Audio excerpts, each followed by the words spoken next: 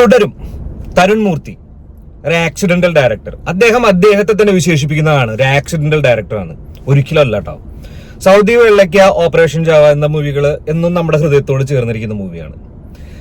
അതിന്റെ മുകളിലേക്ക് ഒരു സ്വർണ്ണ തൂവലുകൂടി അദ്ദേഹം എടുത്ത് ചാർത്തിയിരിക്കുകയാണ്, സ്വയം എടുത്ത് ചാർത്തിയിരിക്കുകയാണ് കേട്ടോ.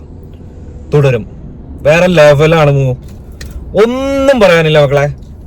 പോയിക്കോ, കണ്ടോ, പൊളിച്ചോ. ലാലേട്ടനെ നല്ല ഒരു ഡയറക്ടറിന്റെ കയ്യിൽ കിട്ടിക്കഴിഞ്ഞാൽ എങ്ങനെ യൂസ് ചെയ്യാം അല്ലെങ്കിൽ എന്ത് ചെയ്യാം എന്നുള്ളത് ഒരു ഡയറക്ടർ കൂടി നമ്മൾക്ക് തെളിയിച്ചു തന്നിരിക്കുകയാണ്. തരുൺ മൂർത്തിയുടെ കുറെ ഇന്റർവ്യൂകളും എല്ലാ കാര്യങ്ങളും കണ്ട് നിങ്ങൾക്ക് എല്ലാ കാര്യങ്ങളും അറിയാം, ഞാൻ കൂടുതലൊന്നും പറയേണ്ട കാര്യമില്ല. പക്ഷെ തരുൺ മൂർത്തി പറഞ്ഞിട്ടുണ്ടായിരുന്നു ഇതൊരു ദൃശ്യം മോഡൽ പടമല്ല എന്ന്. ചിലപ്പോൾ നമുക്ക് ഫീൽ ചെയ്യും അതൊക്കെ മേലുള്ള ഒരു സിനിമയാണ്. ഇന്ന് നമ്മുടെ സാഹചര്യത്തില് സമൂഹ സാഹചര്യങ്ങളിൽ നടന്നു വരുന്ന പല കാര്യങ്ങളും പ്രതിഫലിപ്പിക്കുന്ന ഒരു മൂവി തന്നെയാണ്. പക്ഷെ അതൊരു അടിപൊളി ഫാമിലി ഡ്രാമ ത്രില്ലറായിട്ട് ചെയ്തിട്ടുണ്ട്. പടം കൂടുതൽ കാര്യങ്ങൾ നമുക്ക് ഇതിനകത്ത് പറയാൻ പറ്റില്ല. അപ്പോ പടത്തിന്റെ കാസ്റ്റ് ആൻഡ് ക്രൂ എന്താണെന്ന് നോക്കുകയാണെന്നുണ്ടെങ്കിൽ എല്ലാവർക്കും അറിയാം. എല്ലാവരും ഇതിനെക്കുറിച്ച് ഭയങ്കരമായിട്ട് നോക്കി എല്ലാം അറിഞ്ഞിരിക്കുന്ന ആൾക്കാരാണ്. പക്ഷെ നമുക്ക് നമ്മുടെ സൈഡിൽ നിന്ന് പറയാം. Directed by Tarun Moorthy. Screen play ആരാന്നറിയോ നിങ്ങൾക്ക്? KR സുനിലും തരുൺ മൂർത്തിയും കൂടിയിട്ട് തന്നെയാണ് സ്ക്രീൻ പ്ലേ ചെയ്തിട്ടുള്ളത്. പ്രൊഡക്ഷൻ നമ്മുടെ Ranjith sir, Rajaputra films, starring Mohanlal, Shobana. Cinematography എന്ന് പറഞ്ഞു കഴിഞ്ഞാൽ Saji Kumar. Edited by Nishad Yusuf, Shefeek VB. ഷെഫീഖിനും നിഷാദിനും ഒരു സല്യൂട്ട് ഉണ്ട് കേട്ടോ. അടിപൊളിയായിട്ട് ചെയ്തിട്ടുണ്ട്. മ്യൂസിക് ജെയ്ക്സ് ബിജോയ്. നമ്മൾ ഒന്നും പറയേണ്ട കാര്യമില്ല, ആളുടെ മ്യൂസിക് എങ്ങനെയാണെന്നുള്ളത് എല്ലാവർക്കും അറിയാം. അങ്ങനെ റിലീസ് ഡേറ്റ് 25 ഏപ്രിൽ 2025 ആയിരുന്നു.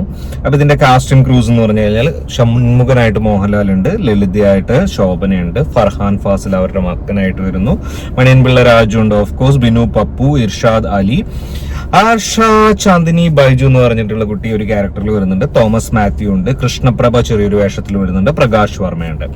അപ്പോ ഇതൊക്കെയാണ് ഈ പടത്തിന്റെ കാര്യങ്ങൾ പറയാനുള്ളത്. അപ്പൊ പടത്തിന്റെ ഒരു മേക്കിങ്ങിനെ കുറിച്ചിട്ട് നമുക്ക് പറയാതിരിക്കാൻ വയ്യ. വളരെ ഒരു അൺയൂഷ്വൽ ആയിട്ടുള്ള മൂവി സ്റ്റാർട്ടിങ് ആണ്. ഇങ്ങനെ നമ്മളെയൊക്കെ മുൾമുനയിൽ നിർത്തുന്ന ഒരു സ്റ്റാർട്ടിങ്.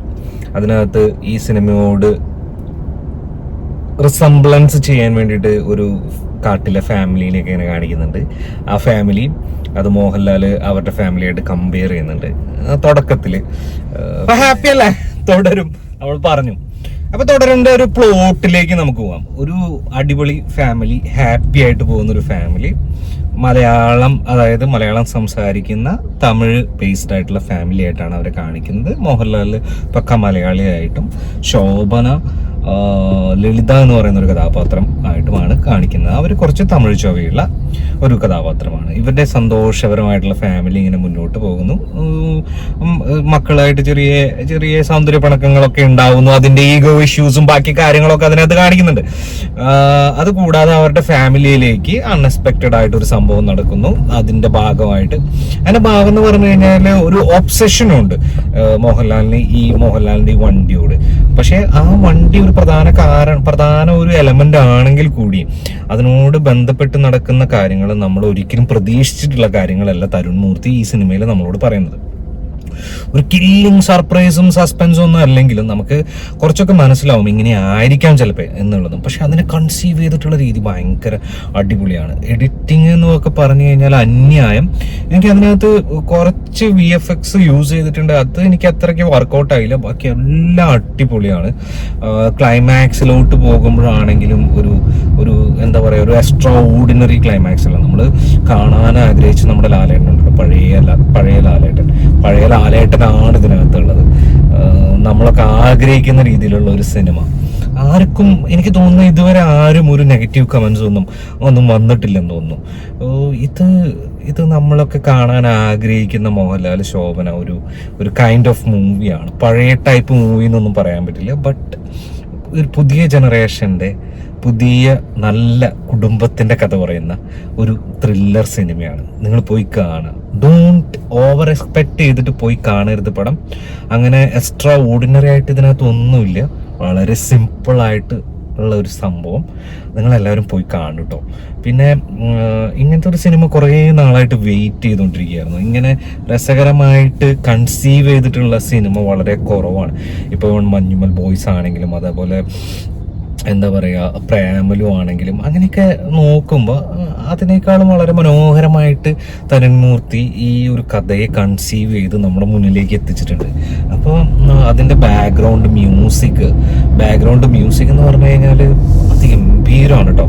നമ്മളെ ആ സീനിലേക്ക് വലിച്ചിങ്ങനെ കൊണ്ടുപോവാം മ്യൂസിക്. അങ്ങനത്തെ ഒരു സംഭവമാണ്. പിന്നെ ഇതിനകത്ത് എടുത്തു പറയേണ്ട ഒരു കാര്യം എന്ന് പറഞ്ഞു കഴിഞ്ഞാൽ വില്ലൻ്റെ പേര് പോലും എനിക്കറിയില്ല. ഞാൻ അദ്ദേഹത്തെ ആദ്യമായിട്ടാണ് ഈ സിനിമയിൽ കാണുന്നത്. അദ്ദേഹം എക്സ്ട്രാ ഓർഡിനറി, മോഹൻലാലിന്റെ എഗ്നിസ്റ്റ് ഒരു വില്ലൻ കഥാപാത്രം വരുമ്പോ എന്നൊക്കെ പറഞ്ഞു കഴിഞ്ഞാൽ അത് അദ്ദേഹം വളരെ സൂപ്പറായിട്ട് ചെയ്തിട്ടുണ്ട്. ഇതിലെ ഓരോ കഥാപാത്രത്തിനെ എടുത്ത് പറയുകയാണെന്നുണ്ടെങ്കിൽ ആരും ഇതിനകത്ത് ഒരു അൺനെസസറി ഇതായിട്ട് നമുക്ക് തോന്നിയിട്ടില്ല. തരുൺമൂർത്തി ഇത് തുടങ്ങുന്നതിനേക്കാൾ മുമ്പ് ഒരു സംഭവം എഴുതി കാണിക്കുന്നെന്ന് വെച്ചാൽ പടം തുടങ്ങുന്നതിനേക്കാൾ മുമ്പ് പുള്ളി എഴുതി കാണിക്കുന്നുണ്ട്. ഒരു നന്ദി പറച്ചില് അല്ലെങ്കിൽ ഒരു സോറി പറച്ചിലുണ്ട് ഇതിനകത്ത്. എന്താ സംഭവം എന്ന് വെച്ച് കഴിഞ്ഞാൽ ഈ സിനിമയുടെ അവസാന മിനുക്ക് പണികളിൽ ഈ സിനിമയിൽ നിന്ന് അവസരം നഷ്ടപ്പെട്ട എല്ലാവരോടും അദ്ദേഹം അപ്പോളജൈസ് ചെയ്യുന്നുണ്ട്. അതൊക്കെ ഭയങ്കര മനോഹരമായിട്ടുള്ള കാര്യമാണ്. അദ്ദേഹത്തിന് അറിയാം ഒരു സിനിമയിൽ ഒരു സാഹചര്യം അല്ലെങ്കിൽ അങ്ങനെ കിട്ടുമ്പോഴുള്ള സന്തോഷം എന്താണ്, അല്ലെങ്കിൽ അത് നഷ്ടപ്പെടുമ്പോഴുള്ള വേദന എന്താണെന്നുള്ളത് അറിയാവുന്ന ഒരു വ്യക്തിയാണ്. So salute you man, salute Tharun Moorthy ഒരു 3 സിനിമകൾ കൊണ്ട് മലയാള സിനിമ കീഴടക്കി എന്ന് തന്നെ പറയാം അല്ലേ? ശരിക്കും കീഴടക്കി. എനിക്ക് തോന്നുന്നു ഇതിന്റെ ഹിന്ദിയും തമിഴും തെലുങ്കും ഒക്കെ ഇപ്പൊ ഇറങ്ങും തോന്നുന്നു. ഒരു 100 കോടിക്ക് മുകളിൽ തുടരുന്ന നമുക്ക് ആശംസിക്കാം. അപ്പോൾ കാണാത്തവരൊക്കെ എല്ലാവരും കാണുമെന്ന് എനിക്കറിയാം സിനിമ. കുറെ ഫാമിലികൾ ഇതിനകത്തോട്ട് ഒഴുകും, തീർച്ചയായിട്ടും ഒഴുകും. എല്ലാ ഫാമിലികളും കാണണം. നല്ലൊരു എന്റർടൈനറാണ് പടം. ലാലേട്ടൻ ശോഭന കോമ്പിനേഷൻ അതിമനോഹരമായിട്ടുണ്ട്.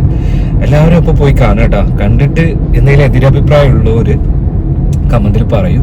ഒരു 3 പേരെ ഞാൻ പ്രതീക്ഷിക്കുകയാണ്. 3 പേരെടുത്ത് നമുക്ക് ലൈവ് ഡിസ്കഷൻ ഈ സിനിമയെ കുറിച്ചിട്ട് ചെയ്യാൻ ആഗ്രഹമുണ്ട് എനിക്ക്. ആരെങ്കിലും കമന്റ് ബോക്സിൽ നിങ്ങൾക്ക് ഇതിനെ കുറിച്ചിട്ട് പടത്തിനെ കുറിച്ചിട്ട് ലൈവിൽ ഡിസ്കസ് ചെയ്യാൻ താല്പര്യമുണ്ടെങ്കിൽ അറിയിക്കുക. ഞാനപ്പോൾ അവരെ പേഴ്സണലി കോണ്ടാക്ട് ചെയ്ത് അല്ലെങ്കിൽ പേഴ്സണലി മെസ്സേജ് അയച്ചിട്ട് നമുക്കൊരു ലൈവിൽ നമുക്ക് ഈ സിനിമയെ കുറിച്ചിട്ട് സംസാരിക്കാൻ ഉണ്ടല്ലോ ഈ സിനിമയെ കുറിച്ചിട്ട്. ഈ സിനിമ കുറച്ച് കഴിഞ്ഞതിന് ശേഷം ഒരു 3-4 ആഴ്ച കഴിഞ്ഞതിന് ശേഷം ഈ സിനിമ എന്തായിരുന്നു, എങ്ങനെയായിരുന്നു, സസ്പെൻസ് ഒക്കെ എല്ലാവരും അറിഞ്ഞതിന് ശേഷം അതിന് നമുക്കൊരു ഡിസ്കഷൻ വെക്കാം. അപ്പൊ ഈ ഡിസ്കഷൻ ചെയ്യാൻ താല്പര്യമുള്ളവര് കമന്റ് ചെയ്യൂ കേട്ടോ. കമന്റ് ചെയ്യുമ്പോൾ ഞാൻ അവരെ പേഴ്സണലി കോണ്ടാക്ട് ചെയ്തിട്ട് മെസ്സേജ് അയച്ച് കോണ്ടാക്ട് ചെയ്തിട്ട് നമുക്ക് ബാക്കി കാര്യങ്ങൾ തീരുമാനിക്കാം. അപ്പൊ എങ്ങനെ ആഗ്രഹമുള്ളവര് ഒന്ന് കമന്റ് ചെയ്യാൻ മറക്കരുത്. അപ്പൊ നമുക്ക് അടുത്ത ഒരു സിനിമ വിശേഷമായിട്ട് വരുന്നതായിരിക്കും. Bye bye.